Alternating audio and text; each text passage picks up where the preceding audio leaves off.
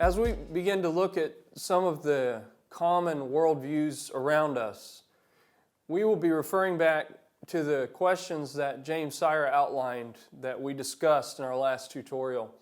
Sire, in fact, in his book goes through each of these worldviews, and he specifically applies those 8 questions to each.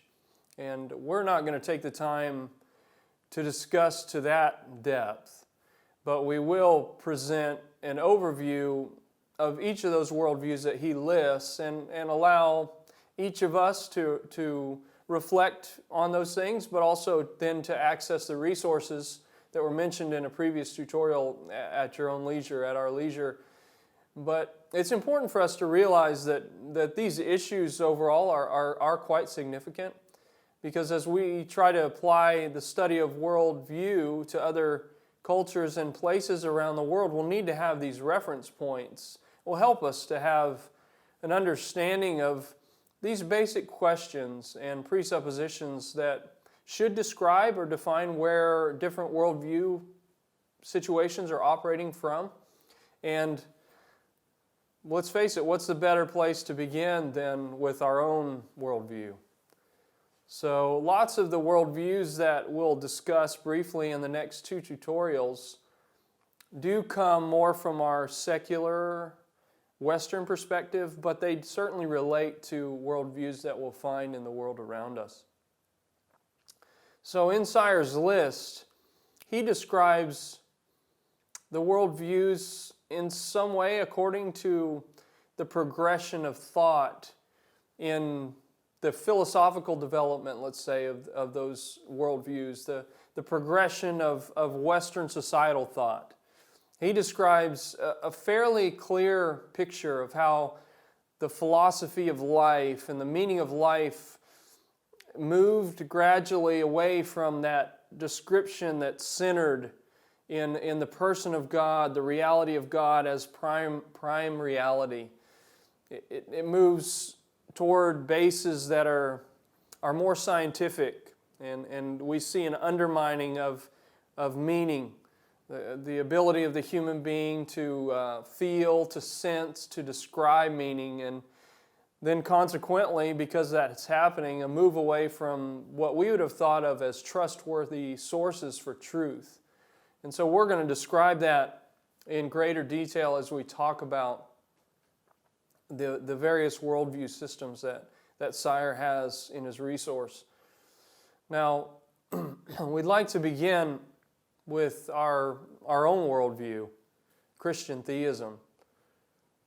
We've talked or alluded to the ways that Christian theism looks at these 8 questions, and we note that there are very specific answers given by Christian theism in relationship to those 8 questions, going back to prime reality in God, the metaphysical fact of God's existence, the definition of reality in the person that God is, who He is, what His character is, what He's done, what His acts have been about, the purpose of His acts, and how His reality defines the external reality, that second question that Sire asked, that God defines reality, and His story providing a very clear narrative framework for us to live according to, that He defines reality, defines who we are as human beings, as we discussed. He defines what happens to a person after death.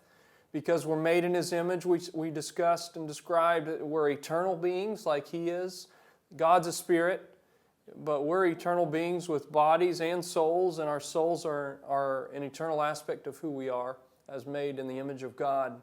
And then corresponding to that, because God is the character and person that He is, He defines right and wrong for us. He defines and explains the existence of evil and the reason why evil exists. He defines how that we can know anything at all, that epistemology category that we talked about, the knowledge that we as human beings are able to access and possess, that God explains and defines that for us. He defines what we should believe in our core commitments to Him and to His reality. In other words, he's describing and defining through his word the beliefs and the values that work their way out in our behavior. That those beliefs and values and behaviors that are derived from the motivation of our core commitments. How those core commitments show themselves, manifest themselves practically. What motivates and drives the behavior that should be present in our lives. That God defines those things on the basis of who He is. And so Christian theism then is a system in which all of those primary questions, all the major questions and categories of life experience are answered. There are answers for. And they are answered in what we believe to be a very coherent and consistent fashion.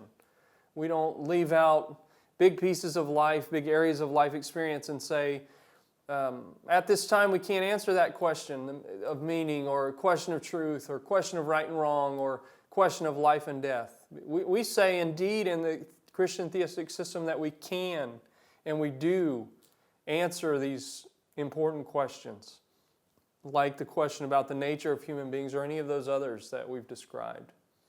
So that's just a really brief review for us of Christian theism. I don't want to belabor that, but as we move forward in time, and again, keeping in mind that we would define Christian theism as having gone back to the beginning of time, because God, in His providence and goodness, describes and defines the starting point, the origin point of the trajectory of history for us.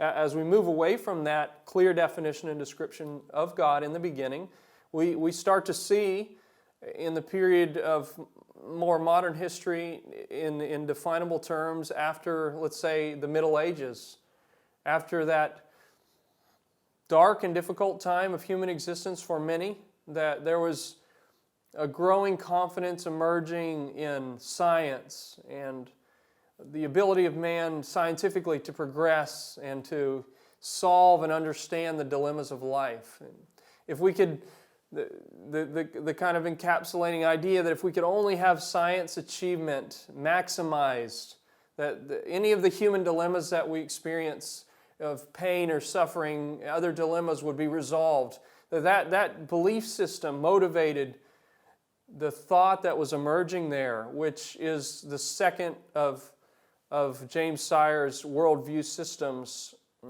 or worldview frames, which is called Deism. So from Christian theism moving to a kind of system of Deism, that's a belief that although God Himself was present in the creation of the system in which we live, in other words, the box, this physical box that we've talked about being described that we live in, let's say, that God functioned more like in the metaphor of a clockmaker. He's the one who carefully and intricately put all of the pieces together in naturalistic processes. And as a clockmaker, He wound up the universe. And now He set that material box down, and that box is playing out its existence according to the natural laws that God had instituted, according to the set of causal processes that He Himself began and established. But in effect, in a deistic system, in a deistic worldview, God is He's not really present, certainly not intimately involved in the affairs of life in such a way that He's overseeing the details of life or details of the universe on a regular basis. That God has removed Himself from the scene. And in practical terms, He does not have input regularly into that system, that deistic system, that the system is closed to what exists in essence in material terms. So as James Sire explains, for a deist, practically or pragmatically, day-to-day existence functions in naturalism because God was having once been a part of establishing the system. He's removed Himself from the function of the box. And so the reliance on or the need for God for people in, let's say, in the Enlightenment era became less and less significant. A naturalistic kind of progression of deism then takes us to this third worldview that Sire describes, which is naturalism itself. So as he explains, as we've moved away from Christian theism to a universe scientifically that's functioning without the need for God's involvement, towards then even a step further removed, why bother explaining God as part of the process? Naturalism then has really stopped talking about the clockmaker who initiated a process. That just now, naturalism describes what's physically in the box. And so when we say we're talking about what's in the box, we're describing what we can observe and handle, the empirical world, what's available, tangible to the senses. We're talking about that material environment. Any of the answers given are related to the description of material reality. That is ultimate reality. That's the way any big questions can be answered in relationship to the material universe. That they can't begin and they can't end anywhere else. That has major implications for the other answers to Sire's questions, and we've talked about that. We've seen that whether or not there is anything that exists in a man, in a human being beyond the material person, whether there's a soul, a surviving part of a human being after death. Most likely in a naturalistic system, the answer would have to be no. That there's no soul stuff, there's no eternality in the spiritual being. There's nothing non-material that could exist beyond the death of a person. There's no real explanation for rationality in a sense. Because there's no image of godness in humankind. There's no ultimate truth claims that can be made by a naturalist in terms of ethics or value, except the things that derive directly from naturalistic process of nature in the box without God's involvement. So the rights and wrongs that we as Christian theists would speak of as transcending the material world, that are spoken in from the outside into a system that's open, that's not closed, that system is closed for the naturalist. And so there can't be absolute judgments made from the outside in from someone who's speaking truth to determine or to evaluate or to explain right and wrong. So for the naturalist then, those questions that are asked, answers are just shaped by the presuppositions of the starting points that we've talked about, the material world. And so as we've seen that movement then from God's story explaining reality to deism, to naturalism, as naturalism is developing in the modern era, what we would talk about as the modern era, that the skepticism of science's ability to really give explanatory value, to answer the fundamental questions about the meaning of life became significant, that skepticism. That the science of the time was producing results that weren't hopeful results, that were producing wars, and so the facts were growing that meaning ultimately wasn't being adequately provided in a naturalistic environment for people.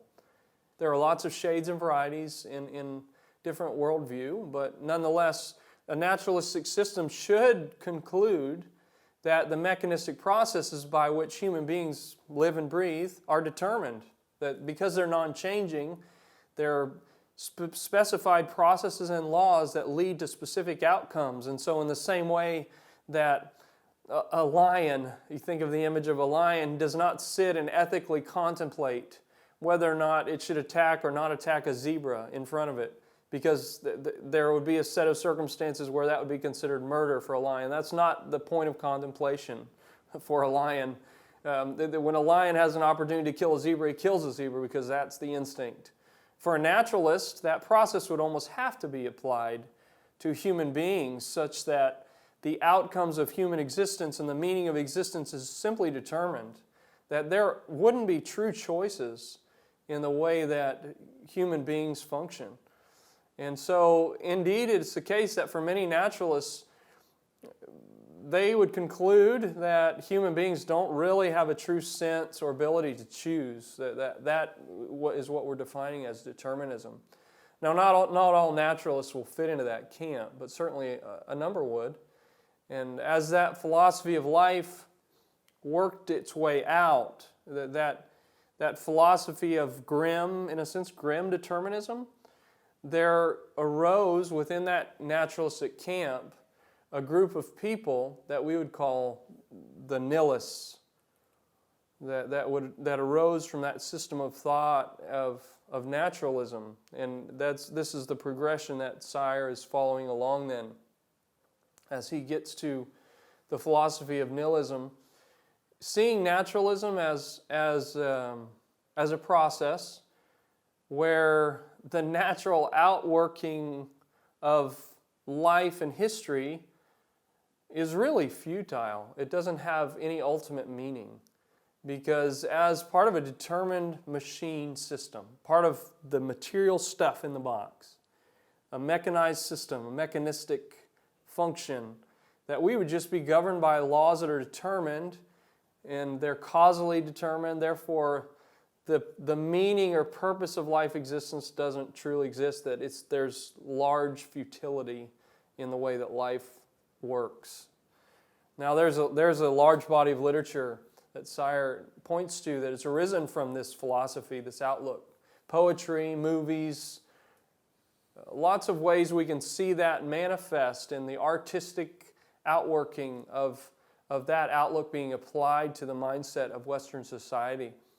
Some people trace that back to, as I've described briefly, the atrocities of World War II, that you think about the scientific invention that led to the ability, for example, to create an atom bomb, or some of the other tools of large-scale destruction that should have been positive outworkings of the hope of science, but in fact, the nihilists would point to the fact that the philosophers there are saying that that's just the meaninglessness and mindlessness of that naturalistic system and the outworking of that system.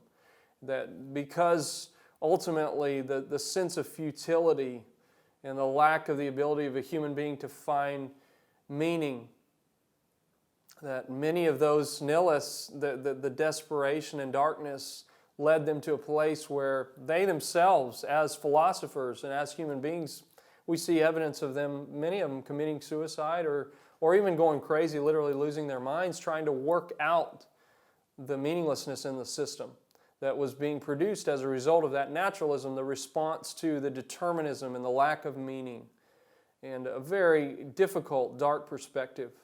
And so nihilism, though, the positive side in a sense, I guess, was that it pushed people philosophically in the development back to historically to a search for meaning. But by the same token, for many of them, the meaning could only still be defined by what the naturalists had created of a material box. And therefore, meaning was only found in the material box itself, that there was still no voice of reason and truth that was speaking in, that was transcending what had already been created in the box of naturalism. There was no God who could speak into that box. And so we trace, again, just reiterating, tracing the development, the philosophical development here with these worldview systems, from theism to the deism to the naturalism to the nihilism, and then the attempt to reconstruct purpose and meaning in life in the form of existentialism, that they said, in essence, we can't fully define meaning.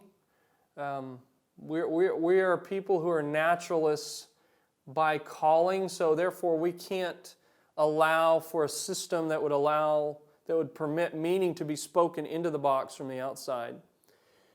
And so there was a theistic Christian variety of existentialism that arose, and very subjective in nature, speaking of God in the communicating in individual, personal, human experience. So not all existentialists were naturalists, I say that to say. But as we look at the process of the philosophical development of the movement of existentialism, we see that there were connections to naturalism itself, because existentialists began to describe meaning for human existence in contrast to the determinism that had been presented by naturalists. And so they talked about it in terms of creating a freedom to make choices, the subjective ability of the human being to actually choose something, and in the process of choosing to create meaning. And so in those secular societies and the non-religious societies, the ability to choose became a statement of defiance over and against that naturalistic system that just led to the meaninglessness of nihilism. And so existentialists wanted to have meaning, wanted to be able to define meaning through personal choice, through the ability of decision-making that in the midst of a closed world system that was difficult and grim and futile, that tried to inject through personal choice meaning back into the system of life. Now, without God as a transcendent being speaking truth, we know that any system constructed on its own terms with a box, a closed system, is going to fail. And that was the case with existentialism too. James Sire communicates to us that. And there's no good reason or realistic way without that external source that derives from a good, loving, transcendent God to inject meaning back into a system. And so the existentialists and all that they were attempting to do, as we would expect, they were ultimately unsuccessful. So now at this point, we describe that progression then of getting from a Christian theistic worldview, which is the origin point for history, and moving through to a place of trying to reestablish meaning through the lives of the existentialists without allowing for the transcendent voice in the box. And in order to be able to move past that in worldview system development, we need to take a slight detour, because at the same time as what we're describing as the West moving forward in philosophical development, there was a steady stream of thought in the East that we would describe as an Eastern pantheistic monism that began over time as the existentialism itself was failing to prove fruitful in meaning terms, that the Eastern pantheistic monism crossed into that philosophical thread, that there was a convergence there in which people in the Western societies began to accept that there would perhaps be a God essence or God substance, a pantheism, that we could define essentially all things as God, and in a somewhat impersonal way, but nonetheless that in Eastern thought that everything that there is a part of the person of God, that nature is God, and that the substance of God, which would provide some semblance of meaning, is found all around the human being. And so we, as human beings, in fact, in that pantheistic thought, we would be part of the constitution and the definition of God. Again, you can see the attempt to try to bring some sense of ultimate purpose back into the life of human beings, that not just pantheism but monism, that there's a unity, there's a oneness to the way in which that God substance that encompassed everything was also a part of existence. And so those Eastern pantheistic monistic systems described, as Sire explains, describe the nature of reality in terms of our growing together toward a oneness or an inclusion in that oneness. And again, fairly vague, frankly, but there are systems that have developed from those ideas, like Buddhism and Hinduism, that it's difficult, and I wouldn't pretend to lump all of those together in one giant faceless category, because there are many, many varieties and different nuanced ways in which these things are described, different ways in which those systems of pantheistic monism are manifest. But there are some common categories in the systems like Hinduism and Buddhism that try to define the way that human beings are becoming more and more conscious or aware, giving up individuality in the process, being one with the one is the kind of expression that would be used. The pantheism that is God, that includes all things. And that, in fact, many would say in that system that our current self-awareness or self-absorption, our knowledge of ourselves and our fascination with the self is just an illusion that will one day be given up as we're absorbed into this oneness, this movement towards a monism that is part of the trajectory or the process for human existence, for human beings. And so as the West was hearing that stream of religious worldview from the East and was buying into those ideas, one of the outworkings of that monism, that pantheistic monism, was another worldview that James Sire includes in his list, which is the New Age. Now, a lot of us have heard that the idea or the category of New Age, and so in the West particularly, New Age was a reaction to the extreme secular nature of naturalism, nihilism certainly, and even existentialism to a degree, a move back toward trying to find spirituality, but certainly not a move back towards a personal God. So a move back toward a mystical, psychic version of spirituality, maybe and those we think about and hear the astrological kinds of versions of spirituality. We have some fairly significant figures that I could think of that relate to that. And the somewhat bizarre versions of that, the occult or peculiar ways to try to recapture a sense of spirituality for human beings. Going back, we have examples of people going back to animism, to shamanism, to drug use. Timothy Leary and others who were trying to recreate a sense of meaning through spiritual experience, given the barrenness of the life of human existence that had been created really as a consequence of that closed naturalistic system. And Sire explains that, again, oversimplifying, but nonetheless trying to create some worldview categories that we can relate to. He explains that New Age thinking is really very eclectic, very hard to succinctly encapsulate, and became, in some of the West, almost a fad in the 80s.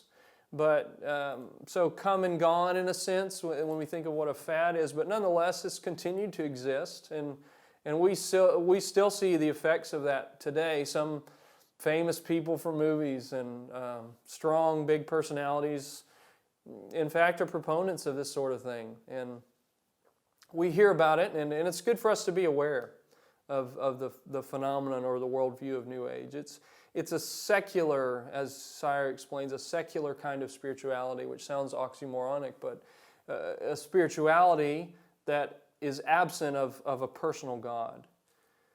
And so, as a result of that being the description of prime reality for New Agers, a depersonalized spirituality, the description and definition of human beings, in answer to one of Sire's other questions, and the direction of human history, another of his questions, would be described in terms of the development of psychic or supernatural thinking ability, extrasensory perception, ESP, the truth is out there, these kinds of things. Many of them would be describing the hope, at least, of movement towards an enlightenment for the human consciousness, at least, if not the human mind. That human evolution is a progression of moving towards that kind of spiritual awareness in a way, although it's not the kind of personal spirituality that we would describe in Christian theism, that kind of ability to use X-Men psychic powers or extrasensory powers to control, to harness, to develop. And ultimately, as a system, as all of these things are, for finding some salvation All of these systems that we're mentioning have some element of salvation to them or redemption to them, and we'll talk more about that later as we discuss the other resource. But just to point out that we see New Age having connections to that Eastern pantheistic monism as a reaction to naturalism and existentialism in the West, the nihilism as well. That most of the worldviews that we're talking about are Western focused because that's our reference point, that's where we're coming from, that's where we live. And so New Age being one of those kinds of reactions, which tends to be the case in philosophical development, that each system tries to explain or deal with the weaknesses in the one before it. And so that progression then in Sayre's chain of thought brings us to what we think of as, and have talked about as, postmodernism. And we've mentioned postmodernism already as a response, a strong response, in fact, to any absolute claims. The fact that religious absolutism, something like Christian theism, other forms of theism, was not adequately solving life's problems, or had failed in historical terms to solve life's problems, that postmoderns, many would, and again, we're generalizing, but we have to do some generalizing in order to progress here, that Christian claims had actually contributed to atrocities in the world, warfare, other problems historically in Europe and in the West in general, that Christian ideas had not produced a worldview that freed people or detached people from the pain and suffering. And we're using the term Christian loosely to cover the Roman Catholic Church and other institutions that were highly corrupted in the Middle Ages and other times in history, but that nonetheless, these Christian institutions had contributed to and participated in very distasteful processes in human history and society. And so postmoderns really reinterpreting or viewing history from a very skeptical perspective, seeing the problems that existed in the world and seeing that Christian and other worldviews had contributed, in fact, to warfare and slavery and other such institutions and activities that we would seem very distasteful. And so, on the one hand, then, postmoderns would be reacting to that religiosity, that absolutism that seemed hypocritical because it wasn't producing ethically acceptable results.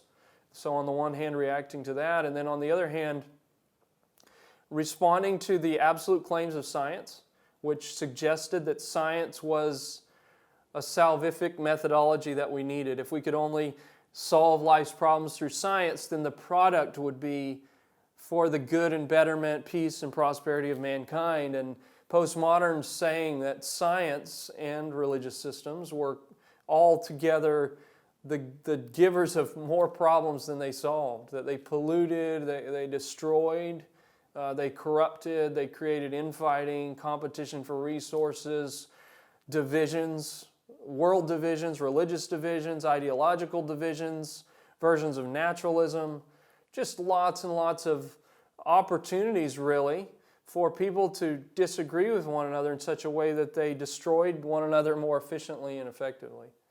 And so postmoderns, in applying that skeptical lens, suggesting that in light of really the lies and distortions that absolute claims from science and religion were making, that we're left with a system in which a high level of skepticism needs to be brought to bear, that there is no clear and objective reference point for truth, that's not a possibility, and that truth exists in relativity to societal influence. And so the tolerance that we need to have is our ability to be accepting of what one another in societies have to contribute and say, and live in accordance to the tolerant view of multiple ethical perspectives in society, not absolute claims. That tolerance itself is king, or is the law, in a sense. That that's the way we should be willing to live and let live for postmoderns.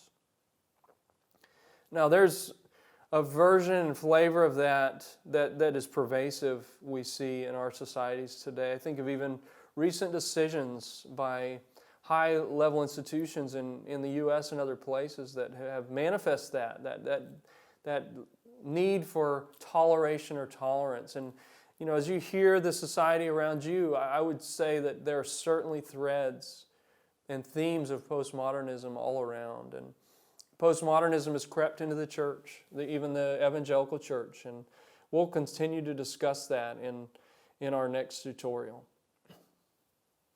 So we're getting there in our discussion of these worldviews that Sire is presenting to us. And in this most recent edition, he concludes with the presentation of one of the last two worldviews, which is Islamic Theism.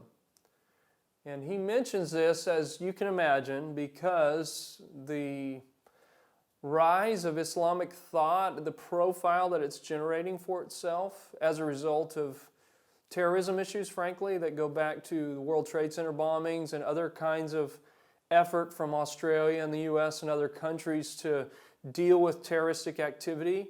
Those threats and those, let's say the worldview system of Islam has made itself present in our lives in new and defined ways.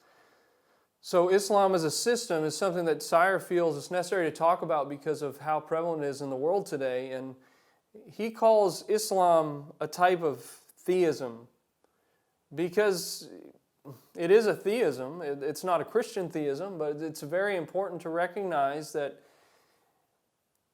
Islam as a theism is not falling from or coming from the same root or tree as what we would think of as Christian theism. It's not. That Islamic theism, Sire goes to great lengths to show when in a starting point, in a prime reality, let's say, of a theistic figure, the identity that's being described according to Muhammad is not the same prime reality that we see in the Scriptures from God. That we have a description of a kind of theism in the person of Muhammad by a man who would have, we believed, to be influenced greatly by God's very enemies, by Satan and his kingdom. And so we would not subscribe, as Sire points out, to the kind of theistic definition that Islam holds to. And as Islam defines the answers to the 8 questions, it would be sufficient for us to say that Islamic theism is very, very different from Christian theism. It's substantially and irreconcilably different. So finally then, as we move from Islamic theism, which as we say in many world situations that we will encounter will become quite significant for us to understand more fully, we get to this final worldview that we want to present, which is the worldview of animism. And one anthropologist describes animism as relating really to about 40% of the world's population in some form or another, because it's a kind of pantheism, but describes the actions and activity of the spirit forces that are at work in the world around and that can inhabit and animate even what we would think of as material objects. Certain animate beings like animals and people, spirits that inhabit maybe the animals in the life world of the people in that setting that can control life for them. Many of the minority groups of the world, their worldview systems have underpinnings in animism, even if they have an overlay of some other kind of high religion, like Christianity in some cases, or Islam, or Hinduism, or Buddhism, that there's still a very significant component of animistic thinking in their daily lives. And so we could also apply those 8 questions from Sire to the mindset of an animist. And we would come up with a common set of responses that many of those animistic groups, even from different parts of the world, would offer in answer to the questions. And that'll be important for us for those of us who explore or are a part of the life of animistic societies. So we've discussed then the major and specific worldview systems that James Sire has introduced for us, and they relate to that concentric circle model that we talked about that was centered in worldview and moved out towards beliefs, values, and behaviors. Now, we're going to try to describe, at this point, a model that's similar, but that has a different set of terms and categories in it, because we're transitioning really now from the resource that James Sire has to the other book that was written by Wilkins and Sanford, and they categorize or think of the model in slightly different terms, and I think those terms will be helpful for us. They're not in contradiction to what Sire shares, but they help to explain from a different perspective. So, this model, as you can see, begins with the central concept of a story. Now, I hope that you're beginning to understand the way that the concept of a story is significant for us. We took pains to explain meta-narrative, for example, the overarching stories that help to describe reality for us, because we're people, not only as Christian theists, which I trust you are, but as human beings, we're people who are intent on being engaged with stories, and we see narratives worked out in the lives of people around us as we work cross-culturally, and we are very intent on communicating God's grand story to other people who are holding other kinds of narratives and worldview. We want to be intentional in describing God's story for them so that they can evaluate His story, and then they can determine how their lives connect with His story. That's something that's going to be very important for us as cross-cultural workers. And so we've discussed the way that worldviews arise from stories, that the center of life is the individual human story that takes place in the context of a cultural setting, that is influenced informally many times by the societies, by what we've said is nature and nurture, who we are, and what our culture tells us. And those are things that help to determine the shape and direction of the worldviews that emerge. And so it's very significant to us to have a story at the center here. Those are parts of the ways that our stories develop and form identities for us as human beings. They create individual identities. Those concepts included there in an identity, what it means to, let's say, be successful, what it means to live a fulfilled life, what it means to fit in as an individual with an identity into the system of meaning that is around us. And so if we consider that inner circle of the model as a story, then that secondary circle can be the identity of the individual that's derived from that story. And then as a person's identity is clarified, the identity works itself out in a set of convictions here, a set of core beliefs that help to form a distillation of that story, that form a framework of what we have thought of before as presuppositions, assumptions, propositions that operate very similarly to beliefs in the other model. I just trust that you're seeing that the origin point is being described differently. The story working itself out in an identity and working itself out in a set of convictions about life based on that story and that identity. And then from that point, deriving values and ethics, what we take to be our priorities, what we should do, what we really value in life, what radiates outward from the set of convictions that are developed as a result of our story at work, developing in an identity, a set of convictions that produce values. That values and ethics are a practical outworking of those underlying statements of conviction, that we live out our values and our ethics, and we come then to the last layer, which is similar to the behavior that we've talked about before, our morals and our actions. The part of the story that's, as we've said in the other model, that's most evident to the people around us, that shows the outworking of how our personal story impacts what we do. And so, just in summary form then, we see a story, that central narrative of our lives, manifest in an identity, how we see ourselves and how we present ourselves to others on the basis of a story. And then there are convictions that are built upon that, the beliefs that make up how reality works for us as individuals. And then, because we believe these things to be true, the values and ethics that emerge, what we should do and what we prioritize, what are our highest priorities in life.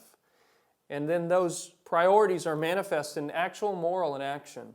The realm of doing that includes all of the activities of our life. And that model helps to encapsulate how we characterize or how we evaluate or explore other worldviews as we move forward in cross-cultural work. Now, just to sum up and to be clear, we know that our worldview, that model, needs to be framed in relationship to God's story. That's our desire.